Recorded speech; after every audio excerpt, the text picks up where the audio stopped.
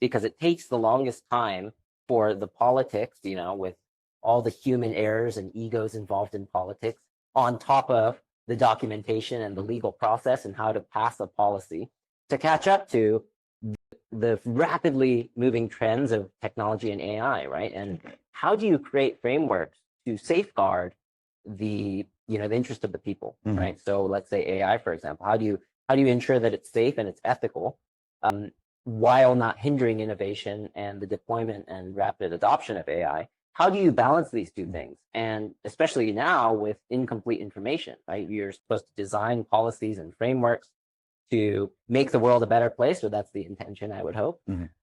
While you don't have all the information and you don't know which direction AI will go, and then there's all these new announcements of DeepSeek and this and that every day. How do you keep up with that? And I think the pace of technology and the development is rapidly outpacing the speed that politics can keep up. So how do you close that gap?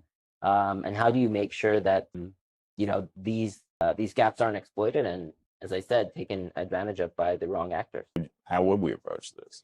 Yeah, it's an interesting question. I mean, I've always thought that there needs to be some sort of global alignment on obviously AI and digital policies. I mean, this is always a delicate balance because there's on one hand there's fear, and on the other hand there's there's an enrichment of society. And how do you balance these things, and how do you ensure that it's fair and done equitably? But I always thought there should be some form of some new kind of digital constitution, let's say, globally. And what I mean by that is, how do we shape technologies to be beneficial for society?